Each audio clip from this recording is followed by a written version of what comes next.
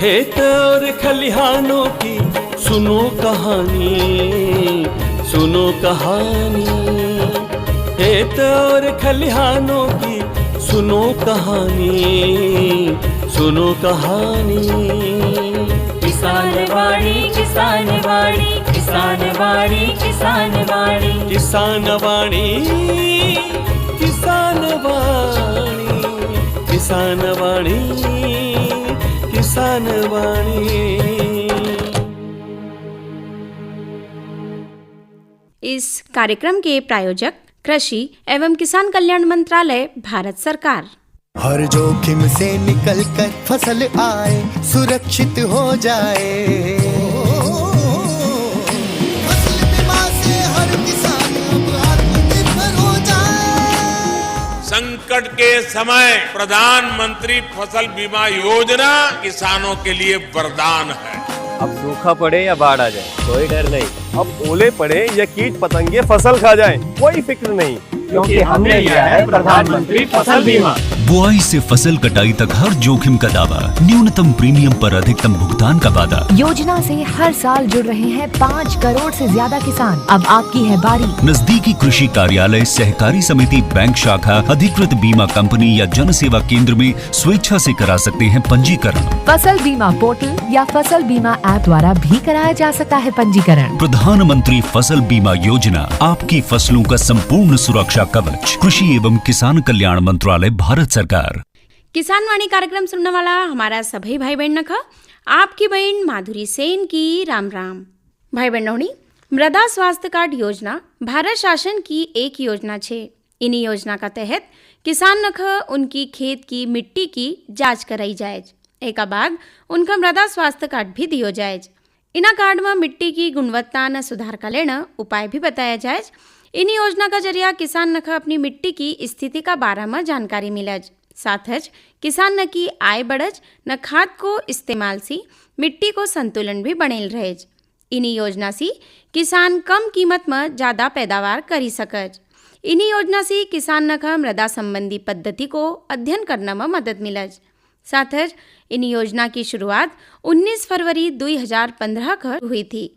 मृदा स्वास्थ्य कार्ड प्रत्येक 3 वर्ष का अंतराल का बाद उपलब्ध कराया जाएगा।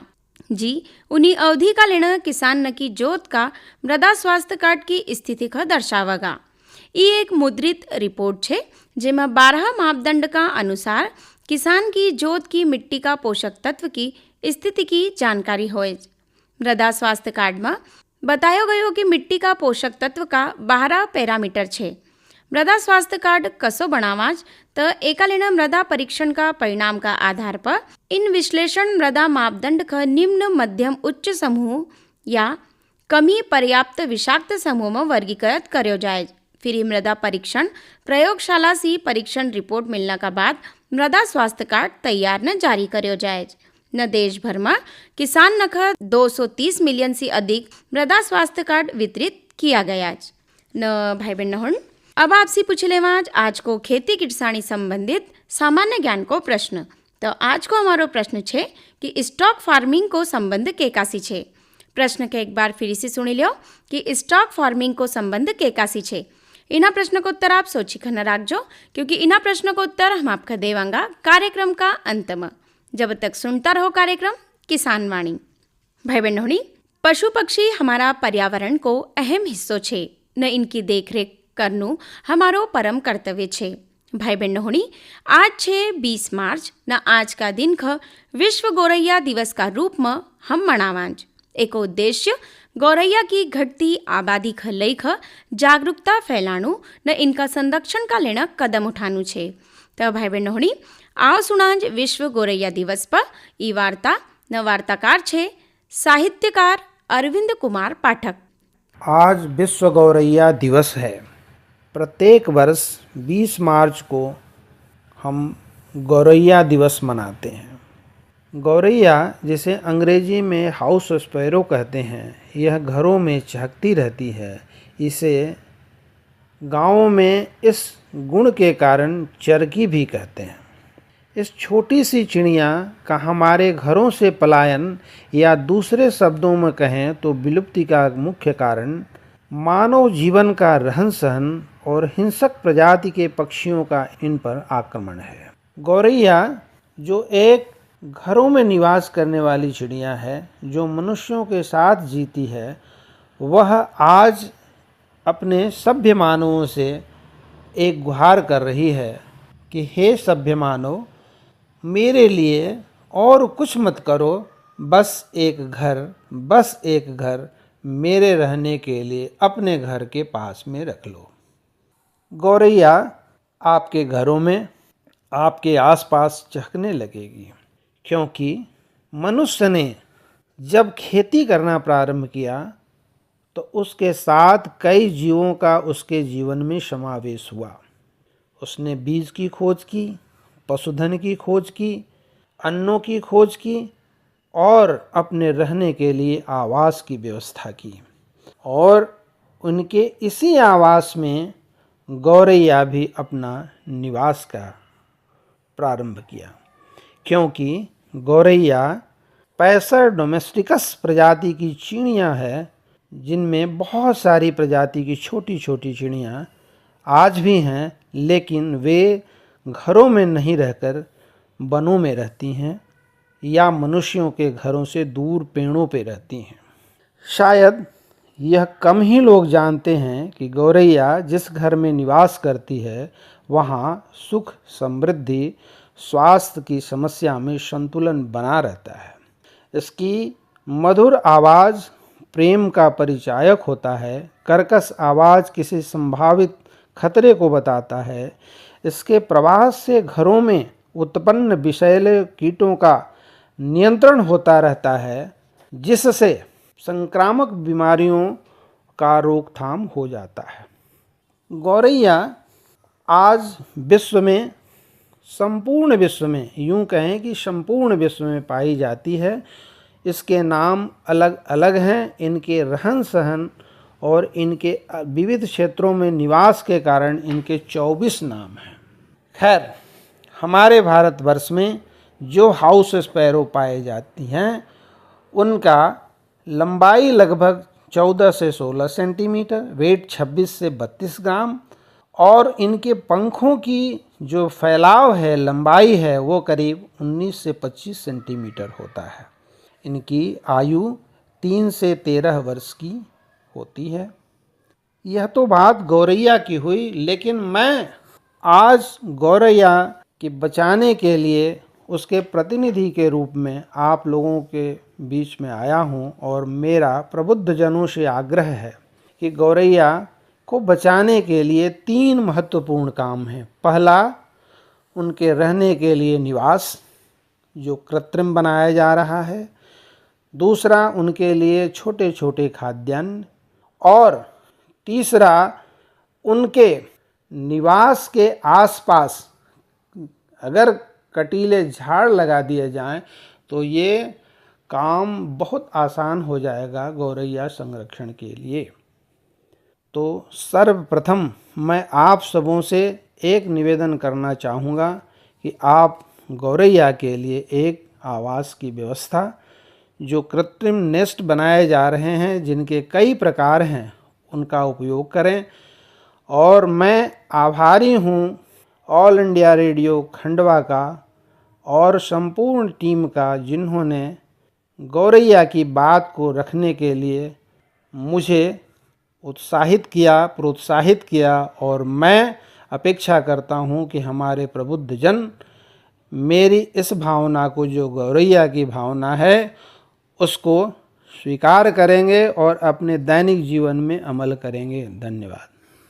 भाई बहनों, अभी हमने सुनी विश्व गौरैया दिवस पर ई वार्ता।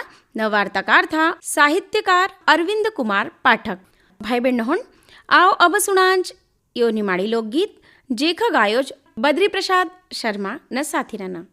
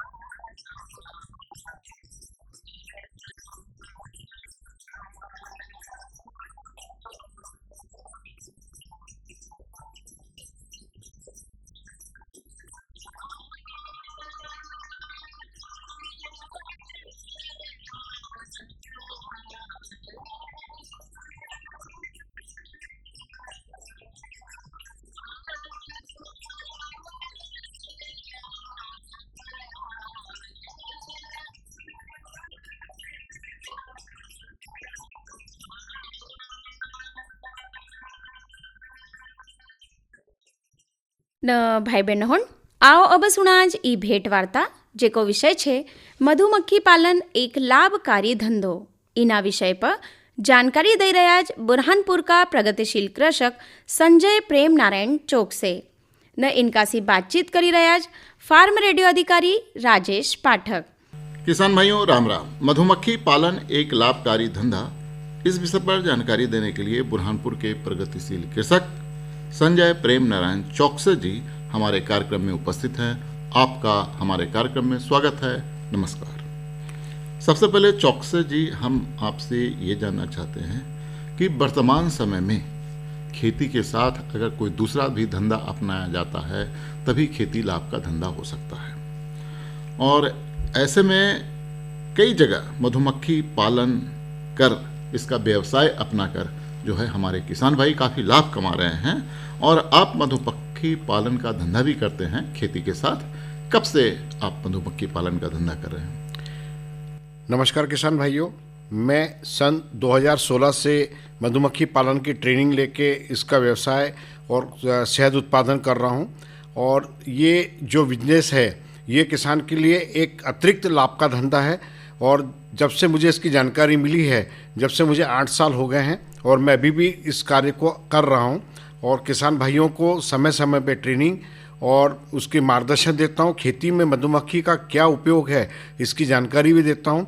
और संबंधित विभागों के द्वारा भी कई बार ग्रामीण क्षेत्रों में जाकर और कृषि विज्ञान केंद्रों के सेंटर पर जाके किसानों को एकत्रित कर इसकी ट्रेनिंग मैंने दी है। चौकसे जी, आप मधुमक्खी के बारे में प्रशिक्षण भी लिए हैं और दूसरे लोगों को भी प्रशिक्षण देते हैं जी। आप स्वयं मधुमक्खी पालन भी करते हैं, तो आपने प्रशिक्षण कहाँ से प्राप्त किया? सर, मैंने प्रशिक्षण जब हमारे मधुमक्खी का शुरुआत हुई थी तब हमें इसका ज्ञान कुछ भी नहीं था। फिर हमारे आत्मा परियोजना संचालक श्रीमान जी के द्वारा हमें पूना ट्रेनिंग के लिए भेजा गया और हमने पूना से इसकी 7 दिन की ट्रेनिंग देके इसके बारे में विस्तार से पूरी जानकारी ली। और धीरे धीरे हम लोग और भी किसान भैया जो उत्तर प्रदेश में मधुमक्खी पालन का कार्य करते हैं, मध्य प्रदेश में भी करते हैं, उनसे जाके उनसे मिले, उनसे फ़ोन पे कॉन्ट्रैक्ट किया, ग्रुपों से जुड़े और इसके कारण बहुत सारी जानकारी हमने एकत्रित करी और इसको एक लाभ का धंधा व्यवसाय बनाकर हम आज भी इसको बहुत अच्छे तरीके से खेती में कर रहे हैं। किस प्रकार मधुमक्खी पालन आप करते हैं, विस्तार से बतलाएं। सर, मधुमक्खी पालन की एक विधि होती है। इसमें 3 बाय 2.5 का एक लकड़ी का बॉक्स आता है जो कि अपने यहाँ अड्डू का झाड़ बोलते हैं। उस लकड़ी, मतलब जो सुगंधित लकड़ी नहीं होना चाहिए, उसका बनता है। और इसको बनाने वाले कारीगर लोग यूपी में बहुत अच्छे हैं, वहीं बनता है भरतपुर में ये। और उस लकड़ी से इसके बॉक्स बनते हैं। उस बॉक्स में एक किलानुमा पूरा घर बनाया जाता है, ऊपर से लकड़ी का ढक्कन लगाया जाता है, छोटा सा द्वार एक जगह से रखा जाता है जहाँ से मधुमक्खी आने जाने का रास्ता रहता है। और 2 छोटे छोटे गोले बनाए जाते हैं जो हवा द्वार के लिए रहते हैं। उसके ऊपर प्लास्टिक की जाली लगा के उसको बंद किया जाता है ताकि मधुमक्खी यहाँ से बाहर ना आए। मधुमक्खी का एक ही रास्ता रहता है आने जाने का, और वहाँ पर जैसे किले पे द्वारचार होते हैं वैसे वहाँ द्वारचार भी रहते हैं। और उसी फ्रेमों के अंदर मधुमक्खी के अंदर एक मोमशीट लगाई जाती है। मोमशीट के ऊपर सिसकोंड करी के मधुमक्खी बनी रहती है, उसके ऊपर अपना घर बनाती है शहद और मोम से। उस पर अंडे बच्चे देके और शहद भरकर वो पूरा कार्य करती रहती है और इसी से वो उत्पादन अपना बढ़ते जाता है, मक्खियाँ बढ़ते जाती है, उनका जीवन चक्र चलता रहता है। जी, अब बात करते हैं मधुमक्खी की, तो कौन सी किस्म का पालन करते हैं? देखिए, मधुमक्खी कई प्रकार की होती है। कई मधुमक्खी आपने देखे होगी ऊंची ऊंची बिल्डिंगों पे लगी रहती है, वो मधुमक्खी हम नहीं पाल सकते हैं। कुछ मधुमक्खी आपने देखी होगी कि खेतों के अंदर छोटे छोटे झाड़ों के ऊपर या ऊंचे झाड़ों पर लग जाती है। एक मधुमक्खी आती है जो मकान की दीवार के अंदर होती है। इस तरह की मधुमक्खी हम नहीं पाल सकते। बाकी ये जो मेलीफेरा मक्खी है, ये हमारे भारत देश के अंदर हर मौसम में पालने युक्त मधुमक्खी है। और ये मधुमक्खी हमारे वातावरण के अंदर ठंडी, बरसात, गर्मी के अंदर भी बहुत अच्छी तरीक़े से पल जाती है और बहुत अच्छा कार्य करके हमें शहद का उत्पादन देती हैं। फसलों पर हमारे बहुत अच्छा कार्य करती हैं और इनके पालने से हमारे खेत में अदर जो दवाइयों का उपयोग भी हम लोग नहीं कर लगता है हमको। और कई प्रकार की क्या रहता है कि मधुमक्खी आपने देखा होगा कि हमारे घर पे मक्खियाँ होती है, वो जब भी किसी चीज़ पे बैठती है तो अपनी जगह साफ करके बैठती है, फिर उसके बाद वो भोजन लेती है। इसी प्रकार ये मक्खियाँ भी जब फूलों के ऊपर अपना भोजन लेने जाती है, तब पैरों से उसके ऊपर की किसी भी प्रकार की जीव जंतु के जो अंडे दिए जाते हैं रात के अंदर, उनको हटा दिया जाता है, अपने पैरों से गिरा देती नीचे। और सुबह फिर ये जब फूलों का रस लेती है तब साफ सफाई करके शुद्ध फूलों का रस जो शहद के रूप में लाके अपने डब्बों के अंदर जमा करके हमें शहद के रूप में देती है। ये इनका कार्य है, जीवन चक्र है।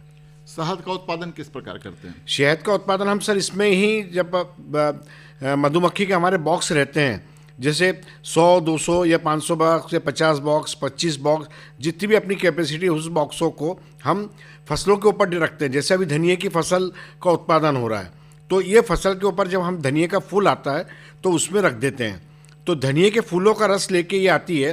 तो उसी प्रकार का शहद, वो शहद उत्पादन और फूलों का जो रस आता है वो शहद के रूप में चूस कर लाके डब्बे में कलेक्शन करती हैं, और वो 5 से 6 दिन के अंदर शहद कलेक्शन हो जाता है। फिर उस शहद को अब हम निकाल कर, एक विधि है वैज्ञानिक विधि शहद निकालने की, उस विधि से हम उस शहद को निकालते हैं, और शहद को निकाल कर उसका कलेक्शन करके मधुमक्खी की फ्रेम जो रहती है उसको वापस उसी बॉक्स में रखते हैं, और फिर मधुमक्खी उस पर फिर से कार्य करती है और फिर शहद जमा करती है। जी, तो कितने प्रकार की मधुमक्खियां छत्ते में पाए जाते हैं? सर, मधुमक्खी जो बॉक्स के अंदर होती है 3 ही प्रकार की होती है। एक क्वीन होती है जिसे कहते हैं रानी, वो मेन अंडे देती है करीब? जी, वो 24 घंटे अंडे देती रहती है, और 18 महीने से 13 महीने तक वो अंडे देती रहती है। उसका जीवन चक्र 13 से 18 महीने का होता है। और जो रानी की सेविकाएं रहती है, जैसे शहद लाना, पानी लेके आने वाले, ये अलग अलग वर्कर रहते हैं। ये सब वर्कर फूलों से शहद रस चूस के लाने वाले अलग होते हैं, द्वारचार अलग होते हैं। शहद कहाँ भोजन मिलेगा, किस जगह पे अच्छा भोजन मिलेगा जहाँ खतरा नहीं है, वो ढूंढ के बतलाने वाली दिशाएं इनकी अलग रहती है। रानी को पानी की व्यवस्था अलग, साफ सफाई वाली, एक किला नुमा ये बहुत अच्छा कार्य है, और बहुत अच्छी ये दोस्त भी बन जाती है। खतरा जरूर रहता है, बाकी इससे अगर दोस्ती करें और बड़े प्यार से इसके साथ रहें तो बहुत ही ये खतरनाक जितना जीव उतना प्यार से रहने वाला जीव भी है। ये मेरा खुद का प्रैक्टिकल है। जी, तो शहद निकालते समय क्या सावधानी बरतते हैं ताकि काटे नहीं? शहद निकालने के टाइम पर बहुत से लोग जो पुराने ट्रेनर रहते हैं वो सुरक्षा कवच, जैसे एक टोपा आता है, हाथ में ग्लोव्स आते हैं, वो नहीं पहनते हैं, क्योंकि उनको मक्खी अगर काटती भी है तो उनको कोई फ़र्क नहीं पड़ता।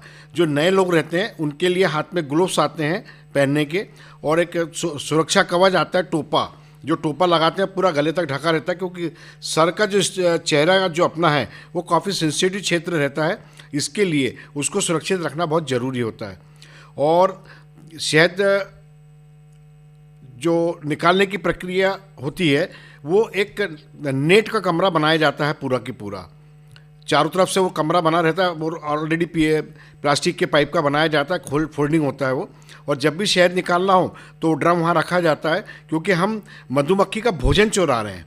वो अपना भोजन ला के डब्बों में कलेक्शन करते हैं और हम उसको अपने रोजगार के रूप में उसका भोजन चुराते हैं, तो उसके थोड़ा गुस्सा भी होती है। बाकी वो उस जो नेट का हम घर बनाते हैं उसमें वो हमें नुकसान नहीं पहुंचा पाती। जी, हम आपसे जानना ये चाहेंगे कि रॉयल जेली क्या है? सर, रॉयल जेली एक बहुत हैवी प्रोटीन टाइप का प्रोडक्ट आता है, और ये अभी हम जब 16-17 में पूना गए थे ट्रेनिंग लेने, तो उस समय हमारे फिल्म स्टार माननीय श्री अमिताभ बच्चन जी और कर्नाटक के कोई बहुत बड़े व्यक्ति जो है उद्योगपति, वो इसको लेते थे। करीब 1 लाख रुपए किलो इसकी कीमत ऐसी सुनने में, मतलब अधिकारी जो हमारे वैज्ञानिक थे उन्होंने हमें बतलाई थी। और ये जो रॉयल जेली है ये काफ़ी पौष्टिक आहार है। जी, अंत में चलते चलते हमारे किसान भाइयों को मधुमक्खी पालन के बारे में क्या कहना चाहेंगे? मैं तो किसान भाइयों को कहूँगा कि आज के दौर में जो हम अत्यधिक जो दवाइयों का उपयोग कर रहे हैं, अत्यधिक मतलब दवाइयों का उपयोग हम कर रहे हैं, वो बंद करें और उसकी जगह हम मधुमक्खी पालन करें, ताकि हमारे इसमें 3 फायदे होंगे।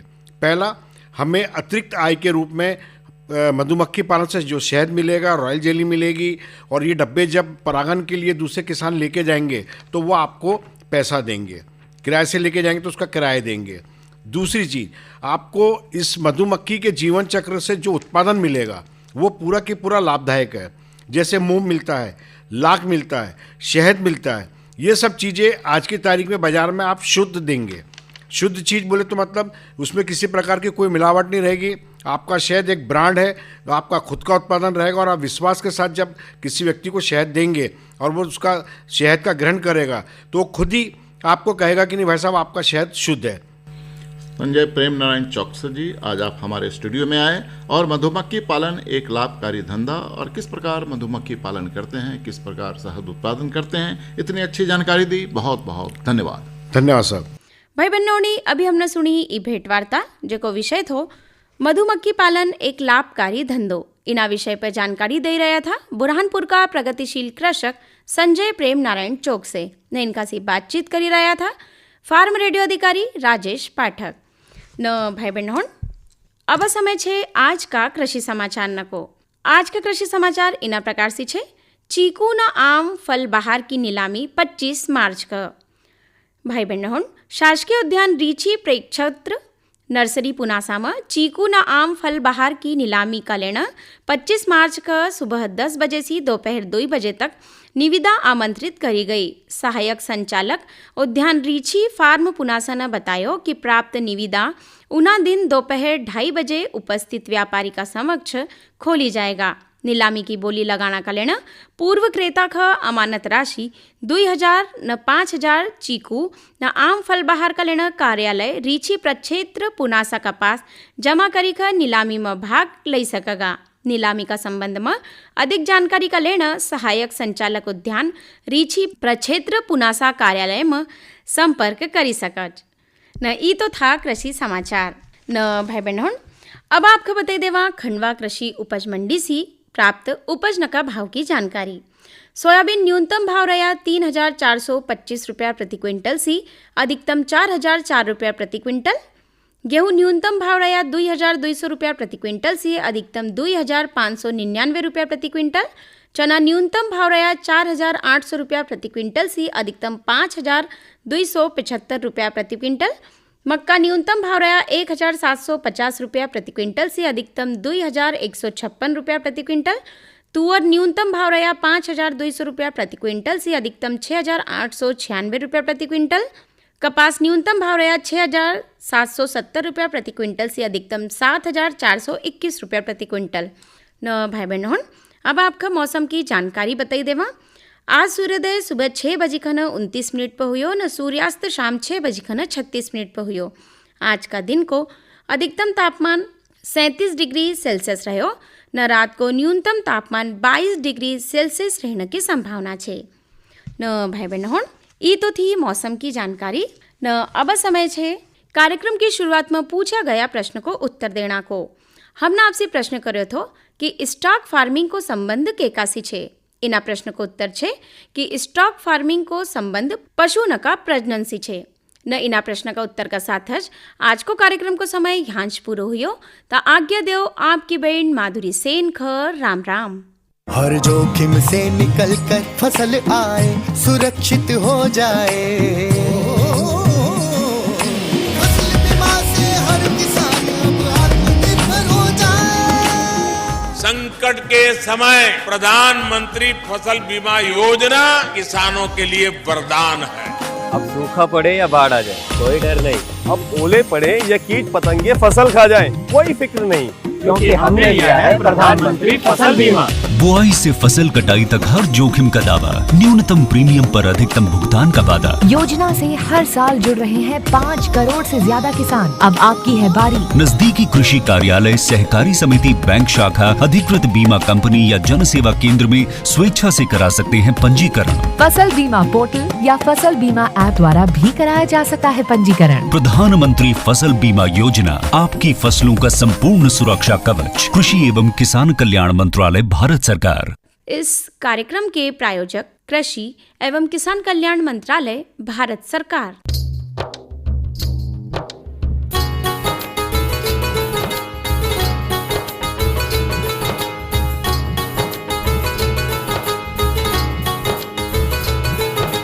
खेत और खलिहानों की सुनो कहानी, सुनो कहानी।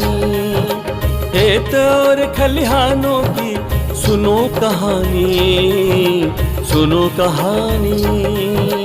किसान वाणी, किसान वाणी, किसान वाणी, किसान वाणी। वाणी किसान वाणी किसान वाणी किसान वाणी किसान वाणी